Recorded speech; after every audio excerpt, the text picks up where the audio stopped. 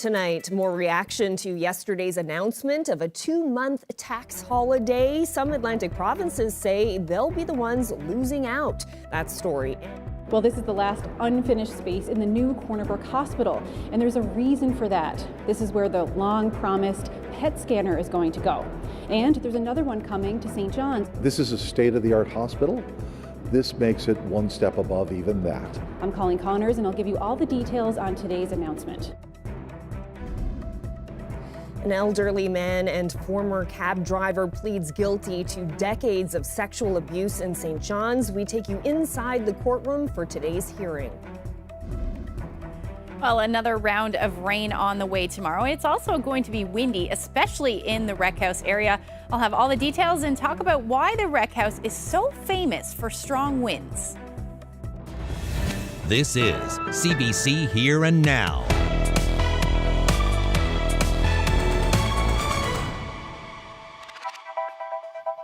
Good evening and welcome to Here and Now.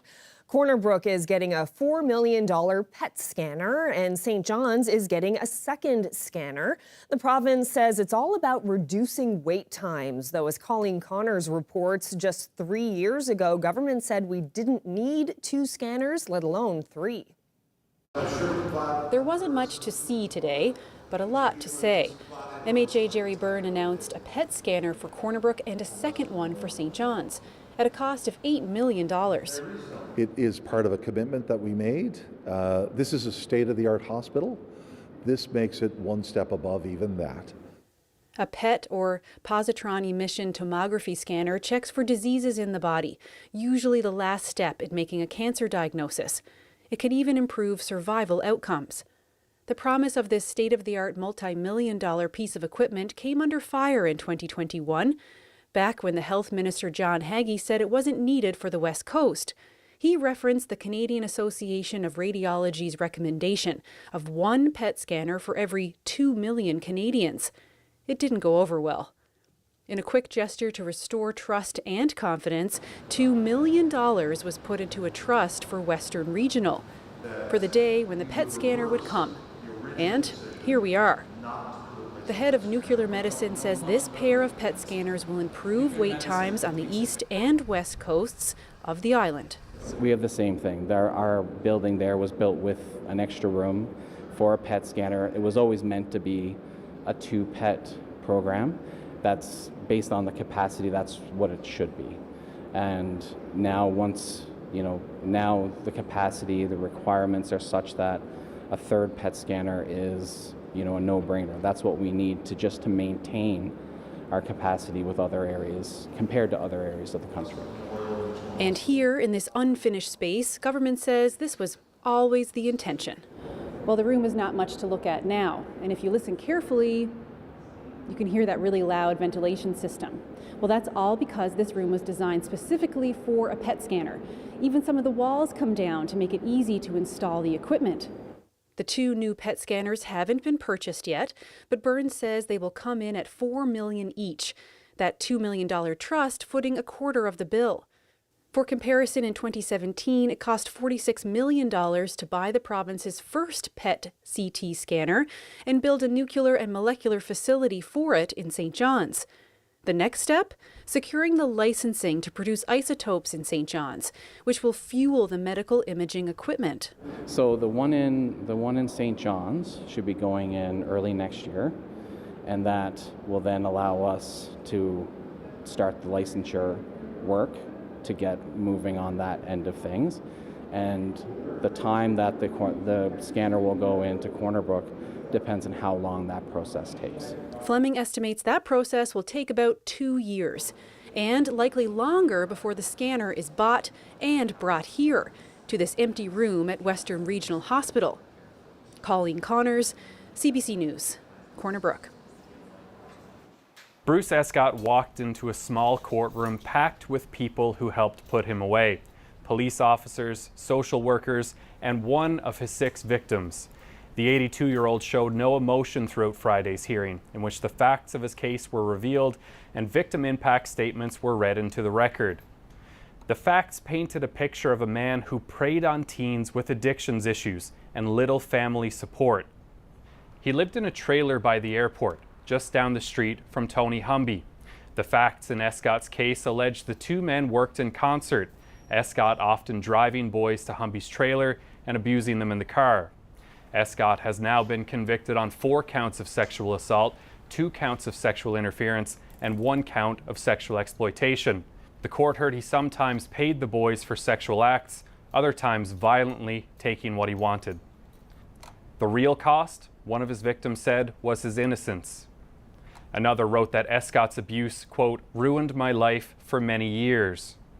Another said the abuse made him hateful and aggressive and resulted in his daughter being removed from his care. 4 of the 6 victims said they were abused by Escott and Humby. Some described Escott as the more passive of the two, saying Humby was far more forceful. Tony Humby has pleaded not guilty and is heading to trial in March. Escott will be back in court on January 31st for sentencing submissions. It's likely he'll be sentenced on another date after that. Ryan Cook, CBC News, St. John's. Well, Health Canada has issued a recall for Castelbell liquid soap due to microbial contamination. There may be a microorganism in the soap that poses little risk to healthy people, but can increase the risk of infection for consumers with a compromised immune system. The affected soaps are 500 milliliter sizes. The scents in question are lemon verbena, coastal breeze, and scalloped sea minerals. Health Canada says people should stop using those soaps and return them for a refund at a Winners, Marshalls, or HomeSense locations. And for more information, you can head to the Health Canada website.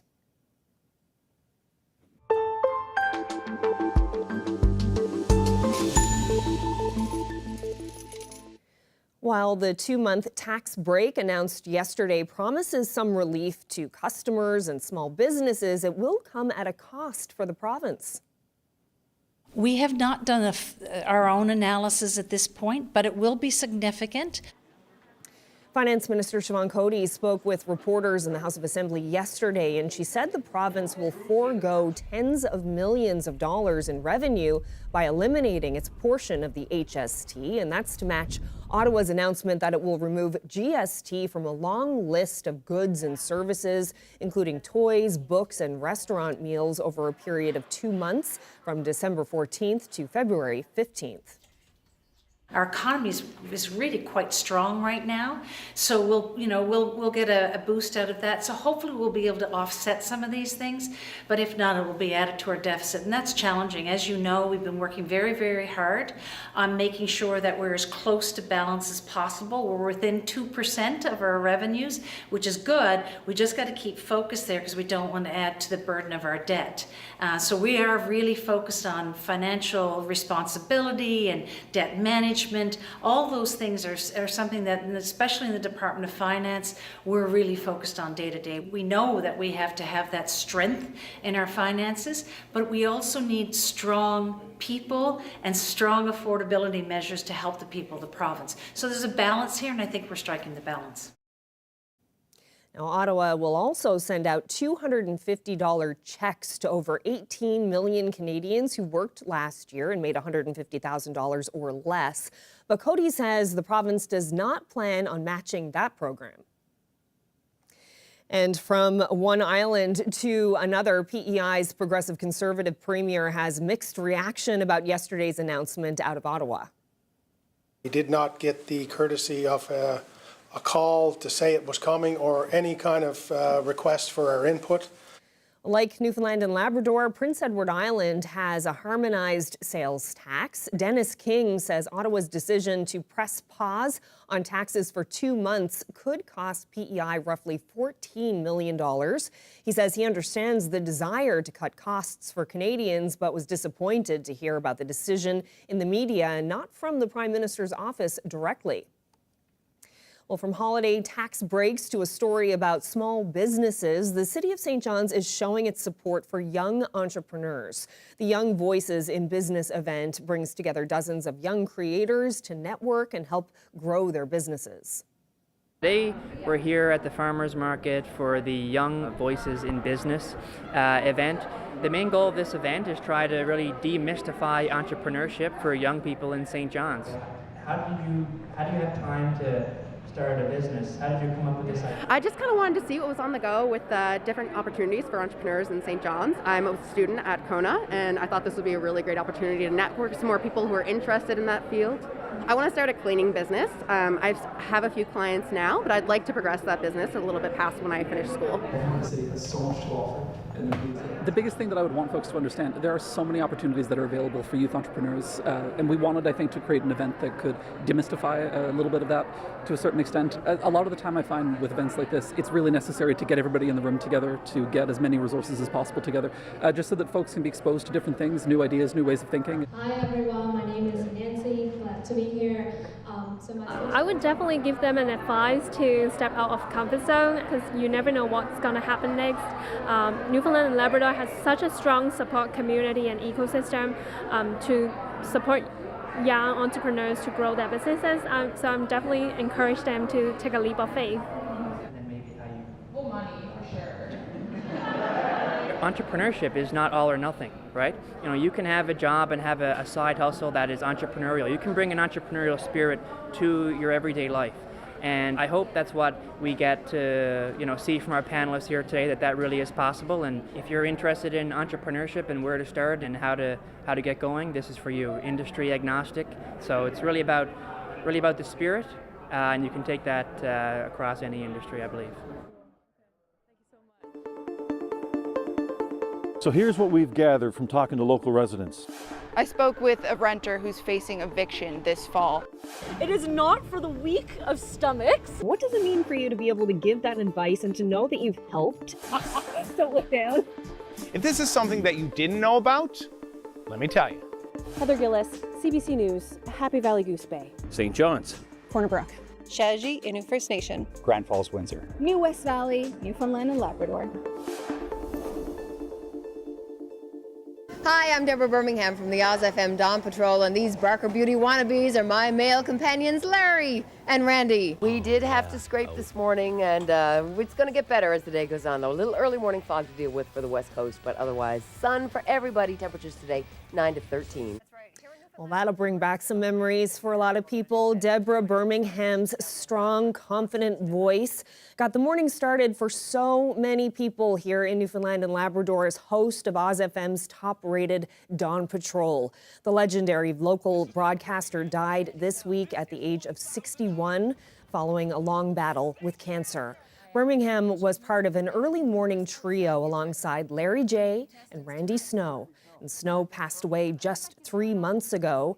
Birmingham is being remembered for her quick wit, her sense of humor, and for being a trailblazer for women in radio. The state of emergency for parts of Paradise has been lifted now that issues with a problematic sewage station have been repaired. And that means by the end of today, all pumper trucks will be gone from the site, and the intersection at Topsail Road and St. Thomas Line will reopen to traffic. The state of emergency was put into place at the beginning of the month after an inspection had shown the pumps at the station weren't working properly. The station handles the largest volume of wastewater in Paradise. Welcome to the Rec House, where the winds don't just blow, they howl. But what causes these incredible winds that can often reach hurricane force? A southeast wind and the long-range mountains. The wind travels the path of least resistance, which in this case is through the natural narrow gaps between the long-range mountains. As the wind flows through the gap, it gets compressed.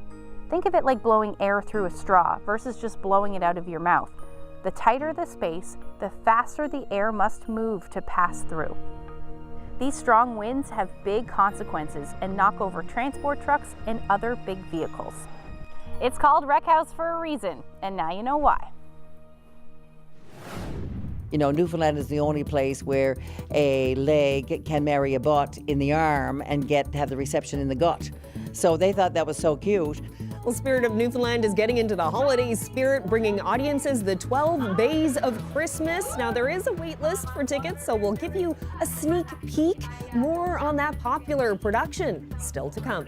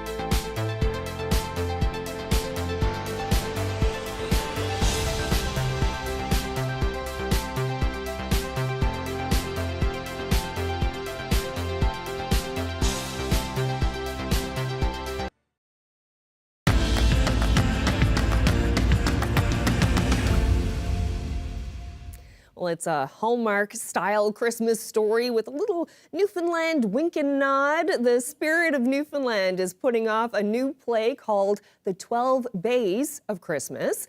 I caught up with CEO Kathy Hicks to hear what it's all about. I need a hero. We need you to be the hero for this movie tonight. If you take off your tube, show your looks just like Bruce. It's your chance to be in the spotlight. The 12 Bays of Christmas. It is a Hallmark romance, right? So you've got the Hallmark crowd, the movie makers. They had heard a slogan that we use, and it was, Newfoundland is the only place where a leg can marry a butt in the arm and have the reception in the gut. So they thought that was so cute. So they're coming to town and go, we're going to film a little romance here.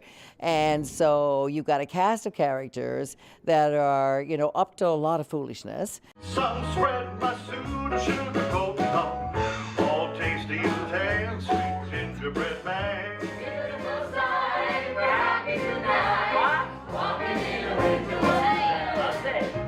And the music is just beautiful. And the singing, and then we get the audience singing, and it's just a great Christmas experience. There's a three-piece band with that, 6 characters on the stage. This is our 111th season, actually, which is amazing, 28 years. And this one was a little different for us because Peter Halley, of course, my partner, my business partner, and Patrina Bromley, fresh off Broadway, they had done Come From Away together, and he said so she was going to write the show, so she co-wrote it this year with Daniel Lasby, and then she directed.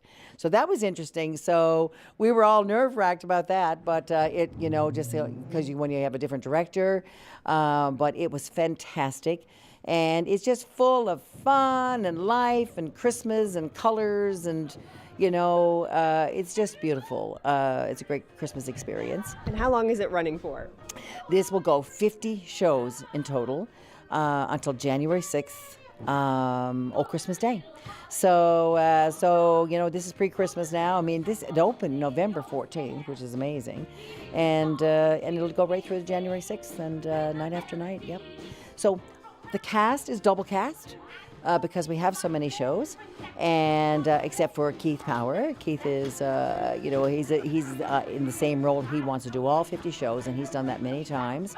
So, that we never miss a show if he gets sick. We already had a major sickness on the very first night, and then someone else has to step in for a dress rehearsal, and then, this is how it goes. But it's Christmas, it's fun, and here we are, 12 Bays of Christmas, and you're in Newfoundland when you're watching this show. It's fantastic. Well, this Sunday, the Friendship Circle is organizing an event for dozens of children and teens with special needs to spend time with horses and each other at Rainbow Riders in St. John's. I spoke with Rabbi Chernitsky to hear more about the experience and that special gear they have at the stable that makes it all possible. So the Friendship Circle, we create an inclusive, non-denominational space, a safe space for children and youth with exceptionalities, special needs. Kelly, the Rainbow Riders, have generously opened up their space, their horses, to our group of participants, which is a wide, varied group of children with exceptionalities, special needs, mostly living in St. John's. And after registering through our website and filling the required waivers, they have a chance to ride on a horse. I'll tell you from last year that it's a very unique experience. The Rainbow Riders has equipment that I don't think is available anywhere else in the province. Even a child who has a physical disability wouldn't otherwise be able to go onto a horse physically. They have a lift that is able to lift the child up, and so that's very unique. It's something that they wouldn't have access to otherwise for most of them. Some of them are ongoing participants of the Rainbow Riders. Most of them are not.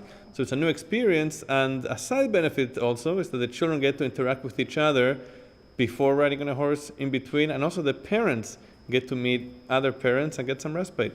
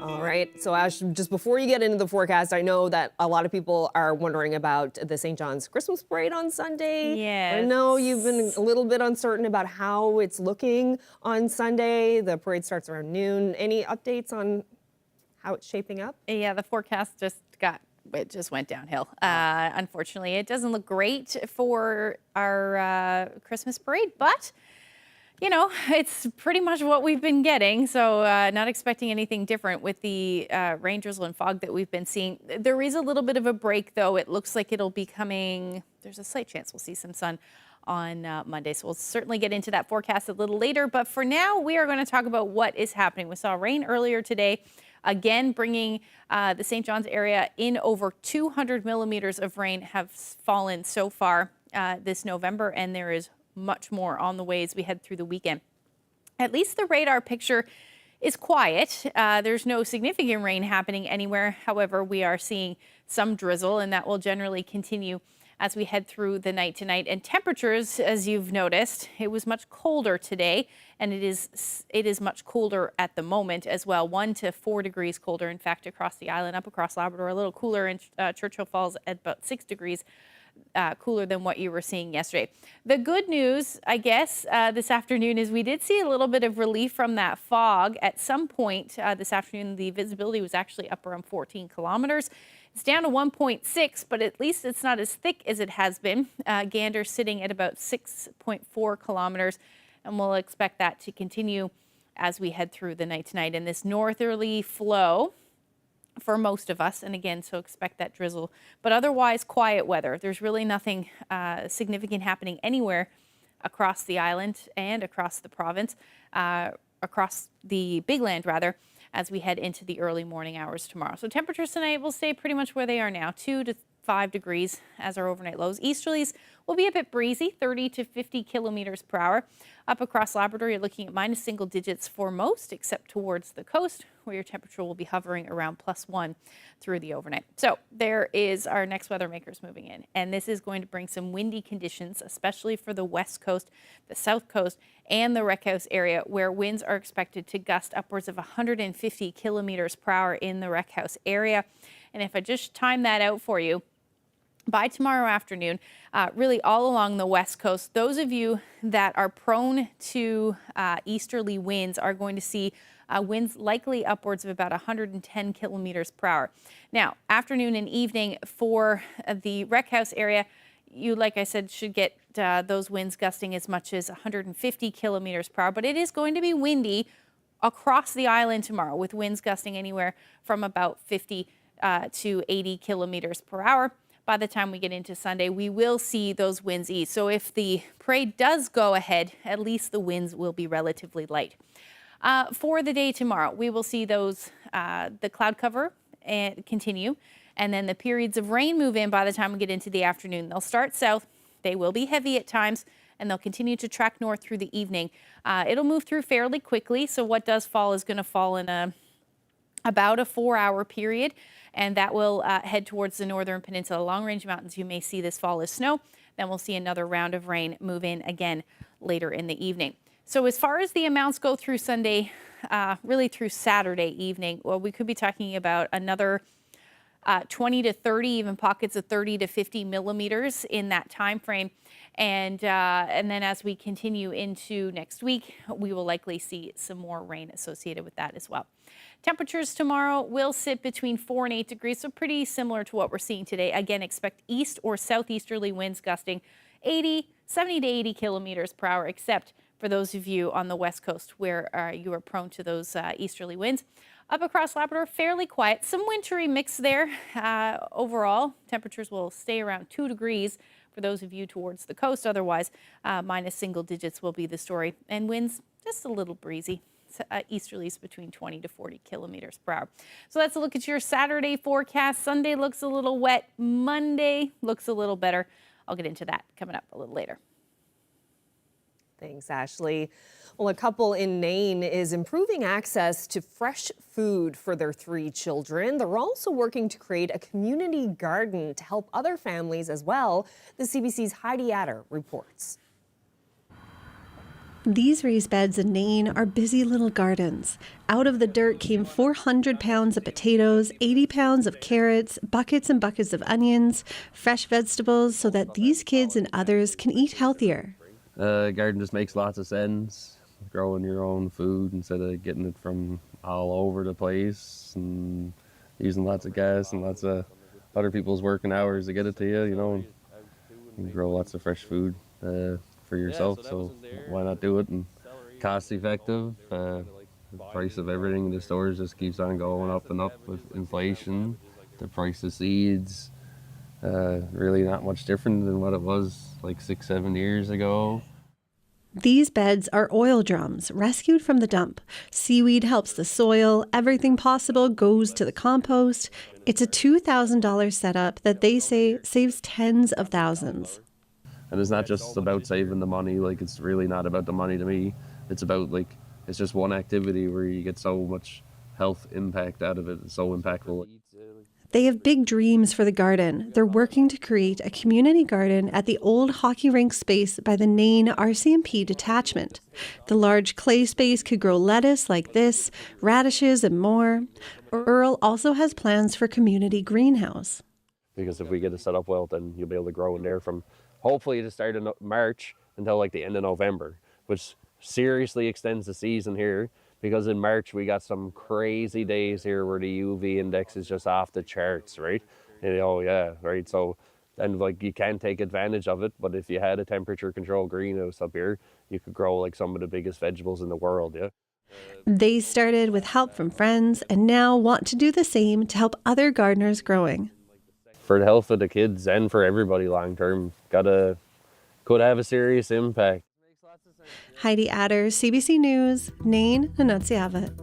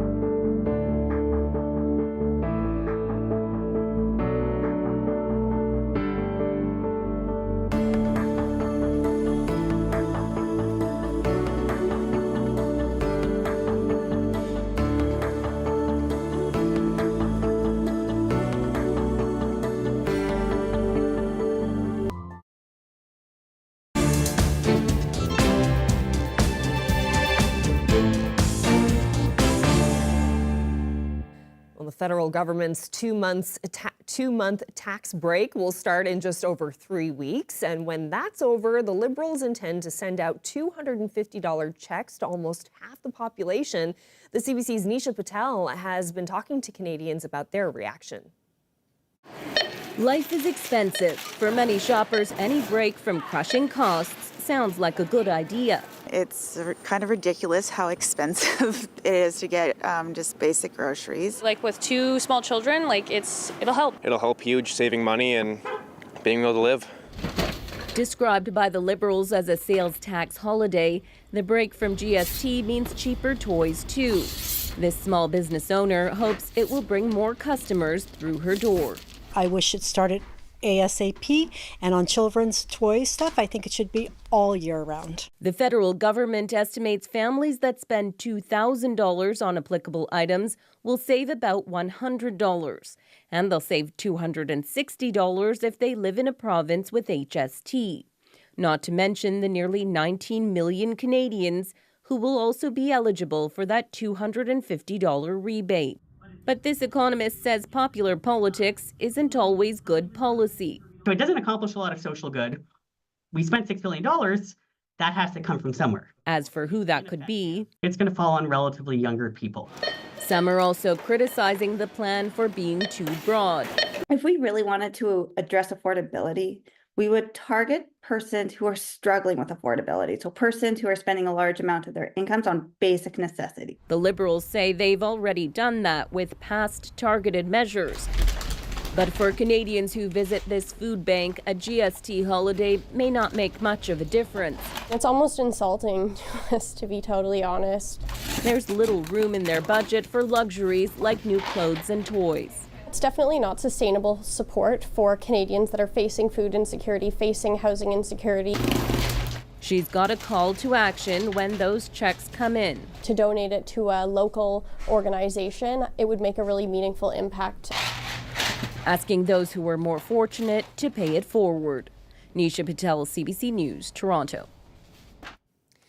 The annual Halifax International Security Forum began this morning. The event brings together politicians, experts, and analysts to discuss security issues facing the world's democracies. And this year, participants are tackling issues such as the U.S. involvement in shared security under the incoming Trump administration. Canadian Defence Minister Bill Blair expressed optimism in opening the conference. After every election, there is a change of perspective and sometimes rhetoric. But our fundamental responsibilities, I think, remain unchanged. And I believe that there is great unity in recognizing what the real threats to our security, our safety, our citizens are, and that the best way to respond to that is together. About 300 participants representing 60 countries are attending. The forum's president confirmed in a recent interview that uncertainty around international security has followed the U.S. vote.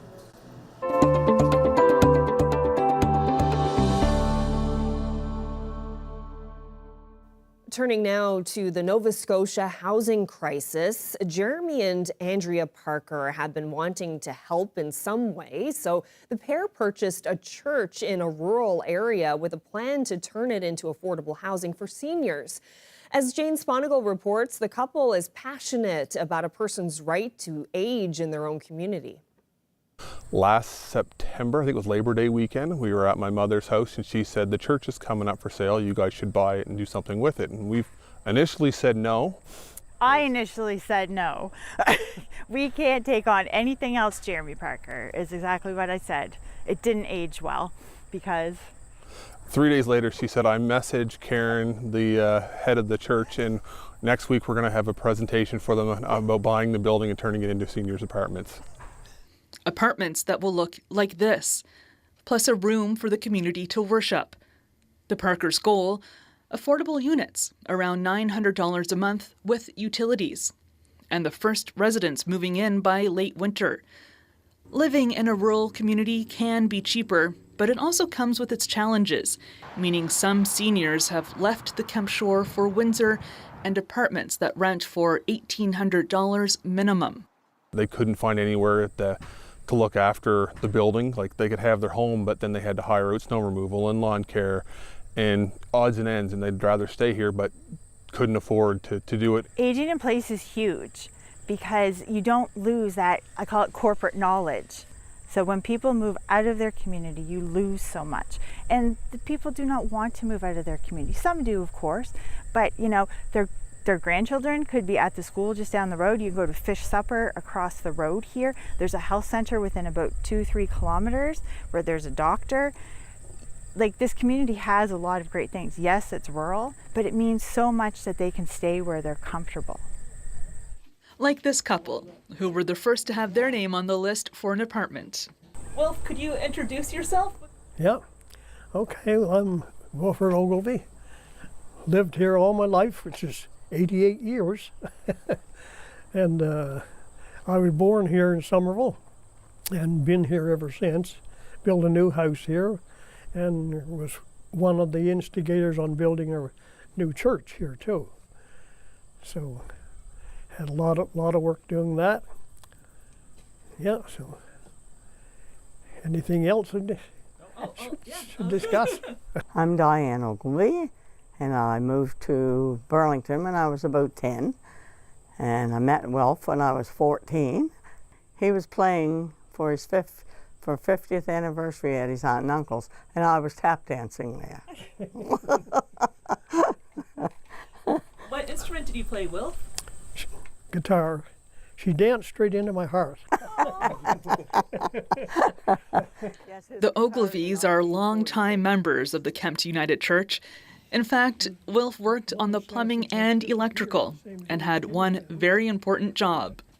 Here we go with the crane truck lifting the steeple up to set it on top of the church. And that's where Wilf would be up in here.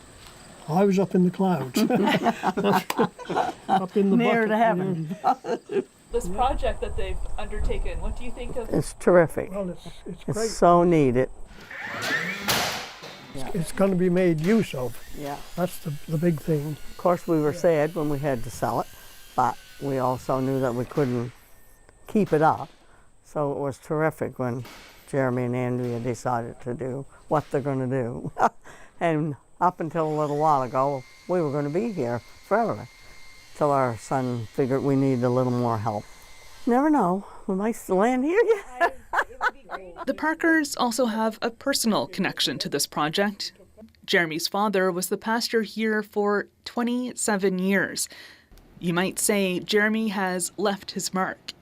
I was a hyper child, and my father is long-winded, so there could have been times when I was bored that I would run my teeth up and back the back of the pews. Framing is well underway and plumbing should be starting soon. While Jeremy is managing construction, Andrea has been learning the ropes of permits and securing funding through the CMHC and the province. It's a learning curve for her, but she says everyone can do their part. We have a love for community, and we just wanted to do something that would make affordable rents, you know, pending on us getting the funding. This is not going to put food on our table. This is an outreach to community to help house vulnerable people. And just everybody can do something about this housing issue. Maybe not convert a church, but you can put a secondary suite or build something into your home to help someone. Jane Sponigal, CBC News, Somerville.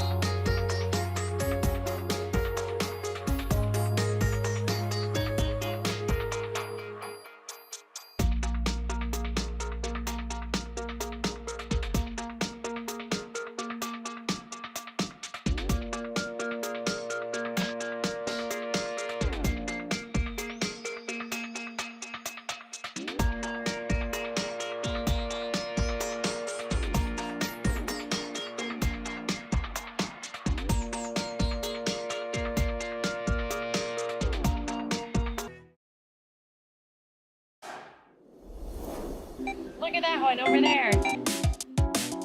Is this good? Yeah, a little bit more. That felt good. Therapeutic almost. There's a wrestling ring down there. What's that about? This is wild.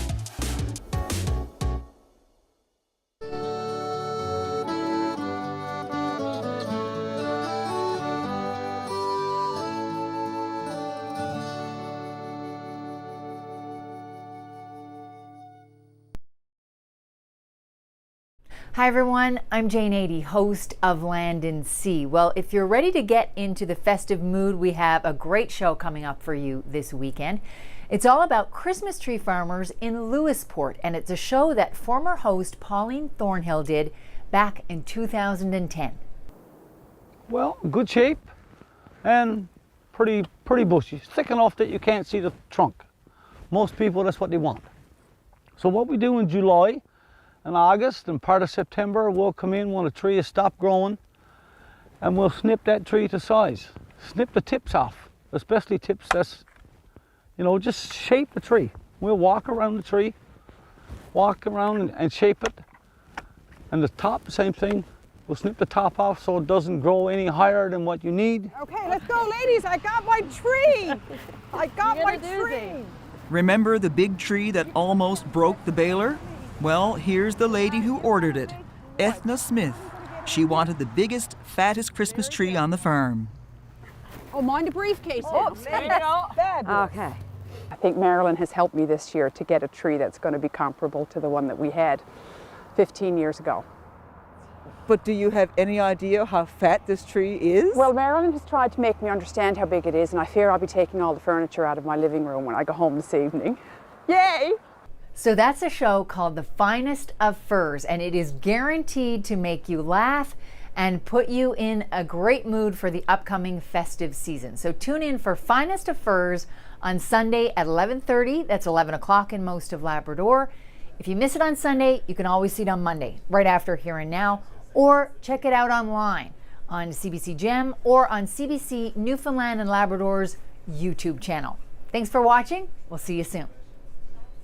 Well, it's Friday, so let's find out who's celebrating. Happy 69th anniversary to Bonnie and Overton Squires of Wings Point. Anniversary greetings going out to Dawn and Kay Windsor of Happy Adventure. They're marking 63 years together. Happy 58th anniversary to Calvin and Minnie Preston of Dover. Wishing Edgar and June Napier of Sandy Cove a happy 60th anniversary. Congratulations to Lorne and Doreen Squires of Carbonear, now in Mount Pearl, on their 64th anniversary. Happy 59th anniversary to Clarence and Belinda Leto of Lanceclair. Wishing Wally and Judy Russell of Carmenville a happy 55th anniversary today. Stan and Gertie Walsh of Beta Verde are celebrating 62 years of marriage. Happy 65th anniversary to Bob and Shirley Perry of Corner Brook. Wishing Robert and Charlotte Bull a happy 55th wedding anniversary in Butts Pond East. Happy 60th anniversary to Hartley and Julie Spencer of Margaree. It's a 67th anniversary for Bob and Rosemary Moore of St. John's. Wishing Bill and Alice Domino of Little Bay East a happy 63rd anniversary. Anniversary greetings going out to Albert and Eleanor Heffernan of Southeast Bight. They've been married 54 years. Happy 51st anniversary to George and Shirley Sharp of Paradise. Dougal and Dorothy Pye of Corner Brook are celebrating 60 years of marriage. It's a golden anniversary tomorrow for Juanita and Louis Perry of Burnt Islands. Wayne and Roxine Winter in Glenwood are celebrating their 54th anniversary. Anniversary greetings going out to Lucy and Donald Pack. They've been married for 60 years. Happy 61st anniversary today to Wilson and Joyce Nickel of Rocky Harbor. Pat and Jen Butler of St. Mary's are celebrating 55 years of marriage. Happy 58th anniversary to Milton and Doreen Wells from Seal Cove, now living in Paradise. Congratulations to Ernest and Doris Parsons of St. John's, who celebrate their 68th anniversary on Sunday. Now to some birthdays. Happy 90th birthday to Alice Carroll of Outer Cove. Birthday greetings going out to Leona Harbin of Clark's Head, who just turned 98. Happy birthday to Dot Evoy, who's celebrating her 91st birthday this week. Mildred McKay of McKay's is turning 101. Hope you have a wonderful birthday.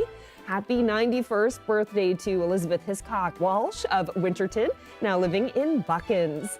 Wishing Edith Piercy of Burgeo a happy 94th birthday tomorrow. Happy 91st birthday to Marion Lake of Grand Falls, Windsor, now living in Bay Roberts. Birthday wishes going out to Olive Perry Feltham in CBS, who's turning 97. Happy birthday to Nora Duggan of St. Joseph's, who turns 92 today. Wishing Alice Kavanagh of St. John's a very happy 94th birthday, and birthday greetings going to Effie Smith, who just turned 94 in Grand Falls, Windsor.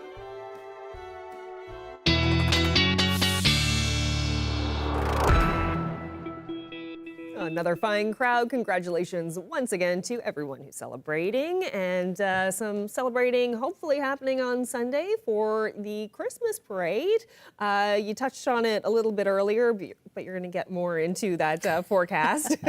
Yeah, I don't know what the call is about, you know, when they postpone it, but it doesn't like look... when they decide to postpone it to the next... postpone it to the next week, but it doesn't look great for sure. Let's take a look at what's going on as the forecast goes. So essentially, we're going to see some periods of rain through the day. It will be mild, so that's good news. It'll be around 9 degrees through the day, but the winds will, or the periods of rain will move in, but the winds will be light as well. So only about 10 to 15 kilometers per hour expected. So let's time that out with the system. So Saturday evening, we'll be seeing that round of rain. The next round of rain will move in the morning, and that should, it looks like, time out pretty much perfectly for the parade tomorrow, or on Sunday rather. In behind that though, there is another break in the rain, which will be nice, but overall temperatures will be mild. So we'll be back up again somewhere between 8 to 10 or even 11 degrees for most. Now the northern peninsula will sit in the single digits. That will be the story for southeastern Labrador as well. Then hovering around the 0 degree mark for the north and the west. You're also looking at the potential for some flurries and unsettled conditions for Happy Valley Goose Bay as well. Now, there is looking more and more likely that we'll see a little bit of a break in the weather by the time we get into Monday. Now, an area of low pressure is still going to be affecting most of the island, but the Avalon may see some sun, or at least a few peaks of sun in the afternoon on Monday. Central, west coast, northern peninsula, you're going to hang on to the chance of some showers through the day. But temperatures are going to cool down a little bit. So you're looking at temperatures between 5 to 7 degrees as our daytime highs on Monday, 1 to 4 across Labrador. The western portion of Labrador also looking at some more flurries and even some light snow moving in later on in the day. Now the long range forecast again after Monday, back to gray skies and rainy conditions, and temperatures only sitting in the single digits, only 6 degrees. And you'll notice the overnight lows aren't really moving a whole lot either, only really changing about 3 or 4 degrees. For central Newfoundland, you're looking at gray skies pretty much right through Wednesday, with temperatures between 5 and 7 degrees.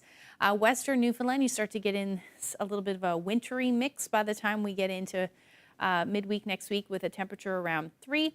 And then for eastern Labrador, flurries will be the story Tuesday and Wednesday, and either light snow or flurries for western Labrador as well, with temperatures between 0 and about -2.